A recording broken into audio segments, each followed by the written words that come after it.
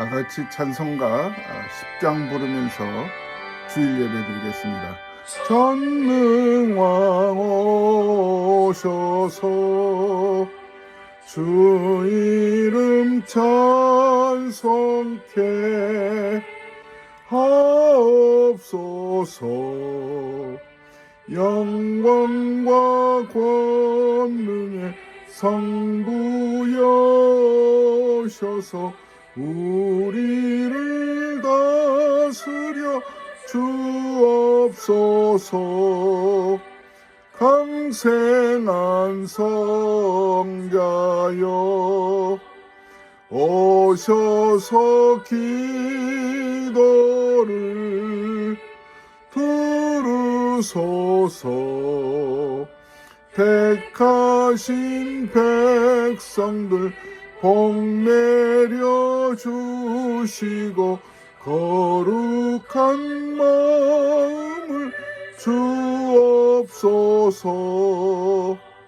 위로의 주 성령 오셔서 큰 증거 주옵소서.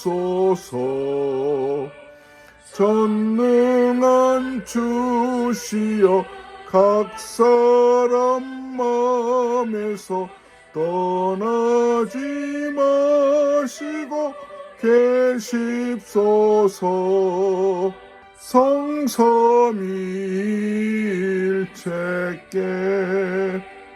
한없는 찬송을 드립니다. 존귀한 주님을 영광 중 배옵고 영원히 모시게 하옵소서.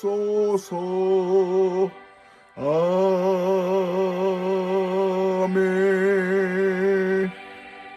하나님은 영이시니 예배하는 자가 신령과 진정으로 예배할지니라. 거룩하시고 사랑이 풍성하신 하나님 아버지, 우리를 거룩한 자리 예배의 처소로 불러주셔서 감사합니다. 하나님의 은혜를 사모하는 마음 가지고 나왔습니다. 하지만 알고도 짓고 모르고도 지었던 모든 죄로 인하여 하나님과 멀어졌고 하나님의 은혜를 입기를 원하지만 용서받지 못한 채 주 앞에 설 수 없어 긍휼을 구합니다. 우리의 모든 허물과 죄를 낱낱이 자백합니다. 잘못된 것, 잘못되었다고 주님 앞에 자백할 때 모든 죄 말끔히 씻어주시는 십자가의 그 피공로로 용서해 주실 줄로 믿습니다. 정결한 마음 가지고 이 한 시간 예배할 때 성령님 임재하여 주옵소서.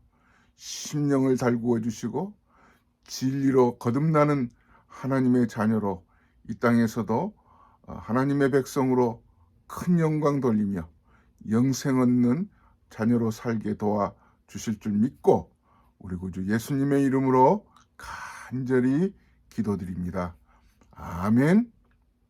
오늘 우리에게 주신 하나님 말씀 갈라디아서 2장 11절에서부터 마지막 절까지 함께 말씀을 읽겠습니다. 게바가 안디옥에 이르렀을 때 책망받을 일이 있기로 내가 그를 대면하여 책망하였노라.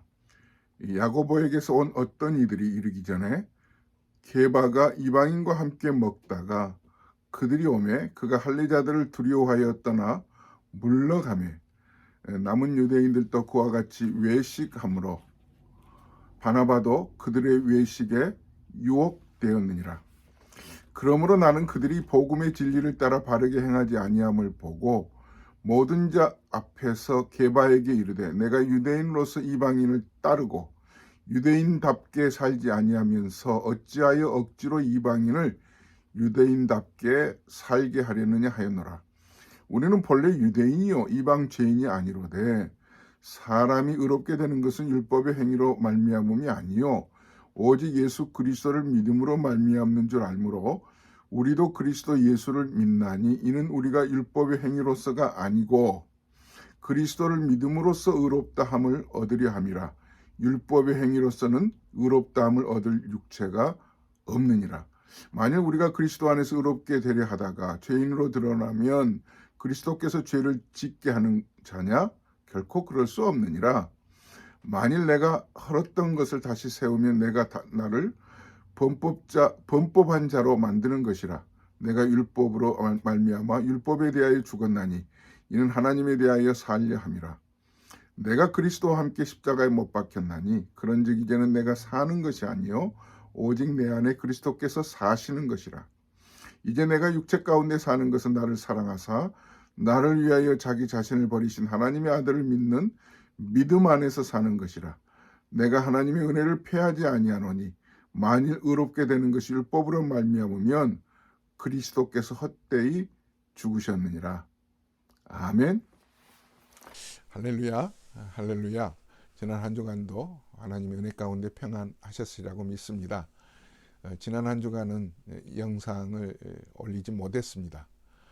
이유는 저희 장모님 저희 집에서 한 6년 모시고 있었는데 92세로 하나님이 부르셨습니다. 그래서 천국 환송 예배로 인해서 분주했고요. 또 모든 장례 일정 여러분들의 기도 가운데 잘 마쳤습니다. 누구나 하나님 앞에 가는 일이죠. 이 장례 일정을 진행하면서 또다시 죽음의 문제 그리고 구원의 의미를 다시 좀 되짚어 보았습니다. 이제 이어서 또 갈라디아서 2장 말씀을 보겠습니다.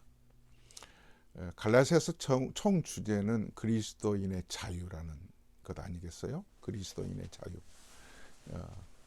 요한복음 8장 32절에 있는 말씀처럼 진리를 알지니 진리가 너희를 자유케 하리라. 오직 믿음으로 구원받는다고 하는 이신칭의 이 진리에 당시 이 유대인들 예수를 믿는데 그것으로는 부족해. 1%, 2%가 부족한 거야 하면서 그들은 갈라디아 교회를 세웠던 사도 바울의 가르침에 거짓 교사들로 인하여 완전히 무너뜨려 버렸습니다. 그래도 할례는 받아야 돼. 이전 유대 그 종교의 그런 그 전통을 자꾸 뿌려놓으면서 바르게 잘 뿌려진 복음의 씨앗이 갈라디아 교회 성도들의 마음속에서 뿌리를 내리려고 하는데 완전 사탄이 들어와서 길가에 뿌려진 씨앗을 빼앗아 버리듯 짓밟아 버리듯이 혼란스럽게 했잖아요. 거기에 사도 바울은 다시 편지를 쓰면서 질타도 하고 그리고 그들을 그러나 형제들아 하면서 다시 복음이 무엇인지 바른 복음이 무엇인지 가르치고 있습니다. 오늘 2장 11절에서부터 보면 안디옥 교회 안에서 있었던 그 사도 베드로가 강사로 방문을 하고 담임 목사격인 바나바와 부교육자인 사도 바울 이 세 사람이 이 베드로의 행동 그리고 바나바의 태도에 전도사격인 부교육자인 사도 바울이 원칙을 내세워서 강하게 야단을 치는 책망을 하는 사건으로 우리에게 오늘 교훈을 주고 있습니다. 여러분 혹시 그 후배로부터 또 직장 아랫사람으로부터 야단 들어보신 적 있으세요? 가정의 집안의 한참 아랫동생으로부터 형 왜 그래? 오빠 이래서는 안 되지. 이런 말을 들어보신 적이 있으신지요? 아무리 옳은 말이라고 할지라도 본능적으로 듣기 좋아하는 사람 없습니다. 칭찬은 뭐 고래도 춤을 추게 한다고 하는데 칭찬 듣는 건 좋죠. 신학교를 막 졸업한 제가 저희 그 동기 목사님들끼리 겨자씨 모임이라고 과천에서부터 시작을 했습니다. 일주일에 한 번씩 모였습니다. 월요일이면 같이 모여 기도하고 또 섬기는 교회, 정말 하나님의 은혜 가운데 잘 말씀으로 가르치고 또 우리가 정말 좋은 목사, 말씀에 기초한 성경대로 하나님 말씀을 잘 전합시다, 이런 그 의미로 모였습니다. 그 전주에 했던 설교를 가지고 요약해서 그 동기 목사님 앞에 설교를 하면 동기 목사님들이 평을 하는 것입니다. 먼저 칭찬할 거, 뭐 내용도 칭찬하고 설교 딜리버리하는 그런 그 태도, 자세 뭐 등등 종합적으로 칭찬을 먼저 꺼내고, 그리고 조심스럽게 고치면 좋겠다 하는 것 한 가지씩 얘기하기로 했습니다. 아무리 친한 동기라고 해도 쉽지 않거든요. 그래서 잘 진행이 됐습니다. 서로 고맙다고도 하고 하는데요. 한 달 가고 두 달 가고 조금씩 쌓이는데, 칭찬은 좋아하는데, 칭찬은 듣기 참 좋잖아요. 그런데 그 꼬집어주는 것, 이거 고치면 좋겠다, 이거 본문과 별 의미가 없는 그런 딜리버리인데, 이렇게 적용하면 안 되지 않습니까? 하고 조심스럽게 꺼내주는데도 마음이 안 편해요. 그래서 채 1년도 가지 못한 채 그건 그만합시다 하고 그냥 테니스를 하고 같이 뭐 피크닉을 하고 하는 것으로 좀 바뀌었습니다. 쉽지 않더라고요. 칭찬보다는 야단 듣는 것 정말 듣기 싫어해요. 동기 목사인데도. 오늘 안디옥 교회 바나바 담임 목사님과 부교육자인 사도 바울이 일하는 이 안디옥 교회에 예루살렘에서 아주 유명한 베드로 선생님이 강사로 왔습니다. 여러분, 안디옥 교회는 어떤 교회인지 먼저 설명을 하면 이방인들로 구성된 교회입니다. 유대인들이 예수 믿어서 세워진 교회가 아니고요, 이방인들로 세워진 교회로서 초대 선교를 시작한 그런 훌륭한 교회입니다. 사도행전 13장에 나오죠. 예루살렘으로부터 그 게바 강사 목사님이 오셨다고 하니까 이 안디옥 교회 성도들이 저마다 식사 초대를 합니다. 저마다 식사 초대를 하면서 저희 집에 먼저 오시죠. 왜? 한번 뵙기를 원하고 또 함께 식사를 나누면서 서로 좋은 그 관계를 맺고, 혹시 귀한 은혜의 말씀을 들려주면 듣기를 원하는 그런 마음이었을 거예요. 야고보 사도가 예루살렘으로 또 사람을 보냈다고 하면서 야고보 사도가 우리 보낸 거야 하면서 밖에 사람이 서 있는데 율법의 뿌리를 내린 지도자들이었어요. 이 사도 베드로가 그들이 왔다는 소식을 듣고 두려운 마음이 확 드는 거예요. 오늘 성경 그 12절에 이렇게 말씀이 기록되고 있거든요. 할례자들을 두려워하여, 그들이 오매 베드로가 할례자들을 두려워하여, 그러니까 행위 구원에 초점을 맞추고 강조하고 있는 그들이 볼 때는 베드로가 뭔가 큰 잘못을 하고 있는 것으로 비춰진 거예요. 이러니까 그 사도 베드로를 강사를 모시고 갔던 바나바도 함께 자리를 뜨는 거예요. 이런 이 부교육자인 이 사도 바울이 보니까 이건 뭐지? 이 안디옥 교회 성도들이 얼굴 표정이 바뀐잖아요. 우리가 믿는 믿음이 무엇이지? 사랑하는 여러분, 전에는 백인들로 구성된 교회 안에 흑인이 있다는 건 그건 상상하지 못할 때가 있었다고 그러잖아요. 뭐 흑인은 결국은 노예 제도가 있었을 때 그때를 상상해 볼 수 있겠죠. 요즘이야 흑인 목사님 아래 백인 교인들이 있어도 뭐 이상하게 여기지 않지만, 이전에는 흑인 목사님 교회 어떻게 백인이 가겠어요? 뭐 백인 목사님 교회에 흑인이 있는 거는 뭐 그렇다 치고, 이보다 더한 게 지금 그 갈라디아서 2장에 나오는 이 내용입니다. 이제 이 베드로하고 심지어 바나바 지도자까지 슬그머니 자리를 피하니까 이 사도 바울이 대선배격인 이 베드로임에도 불구하고 크게 그냥 호통을 칩니다. 들이받는데 이건 진리 때문에 들이받는 거예요. 원래 이 사도 베드로는 충동적인 삶을 살았고, 이 바나바는 사람과의 관계가 아주 삶의 중심을 이루었지만, 이 사도 바울은 원칙주의자였어요. 원칙주의자.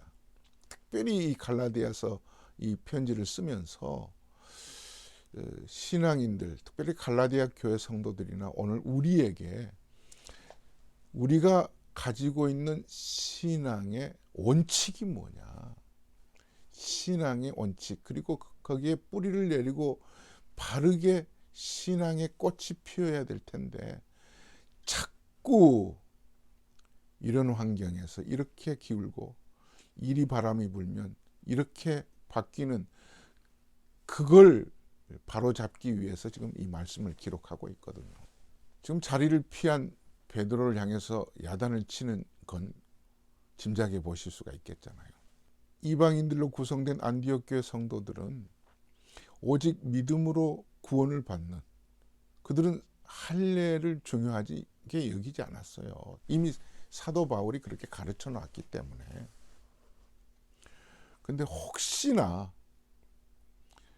사도 베드로가 그 예루살렘에서 온 그들이 오는 것을 보고 자리를 피한 것은 자기 체면, 혹시 자기가 비난받을까 봐, 자기 명예가 실추될까 봐, 그래서 지금 자리를 피한 거예요. 진리보다는 자기의 개인의 인기에 휘둘리고 있는 거죠. 이 베드로의 행동에 13절에 보니까 다른 모든 유대인들도, 심지어 바나바까지도 거기에 휩쓸려서 유혹을 받고 자리를 뜨는 거예요. 13절 보시죠. 남은 유대인들도 그와 같이 외식함으로 바나바도 그들의 외식에 유혹되었느니라. 아무리 믿음이 좋다고 해도요, 자기 명예, 사람들이 자기를 어떻게 평하는지 무시하지 못하잖아요. 거기에 꿋꿋이 설 수 있는, 그 절개를 지킬 수 있는 그 마음이 바른 신앙이라고 생각을 해요. 여기에 이제 사도 바울이, 한참 후배격인 바울이 이렇게 책망을 하죠. 14절 말씀입니다. 그러므로 나는 그들이 복음의 진리를 따라 바르게 행하지 아니함을 보고 모든 자 앞에서 게바에게 이르되, 내가 유대인으로서 이방인을 따르고 유대인답게 살지 아니하면서 어찌하여 억지로 이방인을 유대인답게 살게 하려느냐 하였노라. 이 사도 바울이 이 후배지만 오늘 그 14절 첫머리에 이렇게 그 이유를 설명하고 있잖아요. 그러므로는 그 사도 베드로가 그 자리를 그 유대인들이 오니까, 할례를 강조한 그자들이 오니까 두려워해서 잠시 피하는 것에 대해서, 그러므로 나는 저희가 복음의 진리를 따라 바로 행하지 아니함을 보고, 복음의 진리에서 벗어난 행동이라는 거죠. 자, 비록 당신이 유대인이지만, 유대인이나 이방인이나 우리가 그리스도 안에서 믿음으로, 그리스도를 믿음으로 구원받는 할례나 이런 그 율법을 지켜야만 구원받는다는 것에 대해서는 결코 강조할 수 없다는 거죠. 그런데 그 강조하는 자들이 오니까 행여나 뭔가 비난받을 그런 행동일까봐 도망간 거 아니겠어요? 그러니까 공개적으로 사도 바울이 책망하는 겁니다. 바른 복음 원칙에서 벗어나지 말으라는 거죠. 모든 자 앞에서 게바에게 이르되 네가 당신이 유대인으로서 이방을 쫓고 유대인답게 살지 아니하면서 어찌하여 억지로 이방인을 유대인답게 살게 하려느냐. 사랑하는 여러분, 이 사도 바울의 원칙은 딱 한 가지였습니다. 절대로 오직 믿음으로 구원받는 것, 이 진리가 너희를 자유케 하는, 여기에 사소한 것이라도, 어떤 것이라도, 전통이나 어떤 삶에 그동안에 했던 행위를 덧붙이지 말라는 거죠. 꼭 할례를 받아야만 구원받는다는 것에 대해서 사도 바울은 그래서 배격을 여기서 한 거죠. 그래서 사도 바울이 계속 갈라디아서 2장 책망한 이 말씀 이후에 15절에서부터 이렇게 말씀을 하고 있습니다. 우리는 본래 유대인이요 이방 죄인이 아니로되 사람이 의롭게 되는 것은 율법의 행위로 말미암음이 아니요 오직 예수 그리스도를 믿음으로 말미암는 줄 알므로 우리도 그리스도 예수를 믿나니 이는 우리가 율법의 행위로서가 아니고 그리스도를 믿음으로써 의롭다 함을 얻으려 함이라. 율법의 행위로서는 의롭다 함을 얻을 육체가 없느니라. 이 유대인들, 즉 바나바나 그리고 이 베드로나 지금 예루살렘에서 온 이 할례를 중시하는 그 지도자들이나 다 유대인들이거든요. 유대인들의 의식 속에는 우리는 선민이야, 선택받은 백성이야. 그리고 이방인들은 너희들은 이방인이야, 우리야 함께 할 수 없어, 한 자리에 할 수 없어. 그런 의식에 갇혀 있는 이 베드로, 그래서 그런 행동이 나오잖아요. 사실 베드로가 이 행동을 하기 전에 이미 환상을 통해서 그 이방인들과의 교제가 하나님이 허락하신 것이라는 것을 깨닫고 난 이후였어요. 기억나시죠? 사도행전에 보면 고넬료의 가정에 방문을 하기 전에 환상을 보았는데 보자기에 쌓인 음식을 보게 된 것이죠. 그 환상 가운데서 그 부정한 음식을 보았습니다. 그 이제 베드로가 이 음식을 나는 먹을 수가 없습니다. 이건 부정한 음식입니다. 이방인들이 준 음식이니까. 그랬더니 하나님께서 내가 깨끗하다고 하는데 네가 어떻게 부정하다고 하느냐. 기준이 네가 아니고 기준은 나야. 하나님이 이렇게 말씀하신 거거든요. 거기에 이미 베드로가 받아들였습니다. 하나님이 이렇게 사도행전 10장 15절 나오죠. 또 두 번째 소리 있으되 하나님께서 깨끗게 하신 것을 네가 속되다 하지 말라 하더라. 그래서 베드로는 그 이 예수님의 가르침을 통해서 자기가 받은 환상을 통해서 식탁의 교제를 이방인들과 나누는 것이 하나님의 뜻이라고 하는 것을 깨달았어요. 그래서 아무 거리낌 없이 이방인들과 식탁을 나누게 된 거거든요. 이미 이걸 알고 있는 베드로가 지금 이런 돌발적인 행동을 하게 된 거예요. 거기에 사도 바울이 야단을 책망을 한 거거든요. 원칙에서 벗어나지 마라. 상황에 따라 행동을 바꾸지 마라. 이랬다 저랬다 하지 말라는 거죠. 네 이익에 따라서.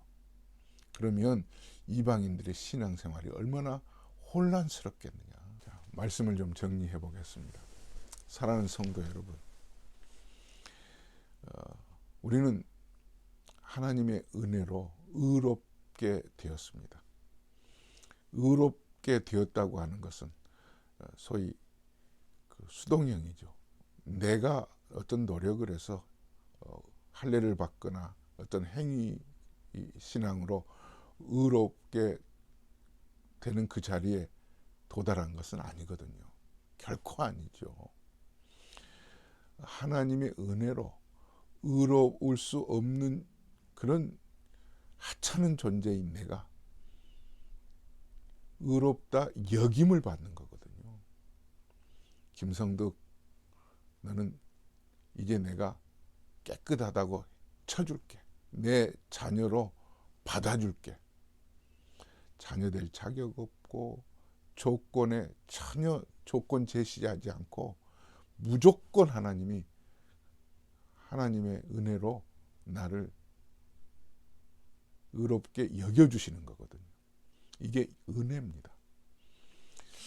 그런데 우리는 종종 이런 은혜를 입고 신앙생활을 하는 중에도 갑자기 본능적으로 내가 의롭게 되는 거 뭔가 행해야 돼. 그래서 율법을 자꾸 지키려고 하고요. 어떤 이건 이렇게 해야 돼. 저건 저렇게 해야 돼. 하려고 하는 때가 참 많아요. 결코 아닙니다. 율법으로는 내가 정말 죄인인가 아닌가, 죄인지 아닌지를 분간할 수 있는 지침서이기는 해요. 그러나 율법이 나를 구원시킬 수는 없어요. 오직 구원은 하나님의 은혜로 예수 그리스도로만 말미암는 거거든요. 종종 신앙생활 하다가 조금 뭔가 잘 풀리면, 잘 되면 하나님의 은혜로 인해서 잘 됐다고 얘기를 해야 옳지요. 그죠? 그런데 자칫 잘못하다가는 자기 공로를 나타내게 돼요. 이거 조심해야 됩니다. 잘 들으세요. 반드시 조심해야 될 것은 내가 좀 잘 될 때, 뭐 경제적으로, 신앙적으로 잘 될 때, 내 요즘 그래도 기도 많이 해서, 나 요즘 성경 많이 보거든.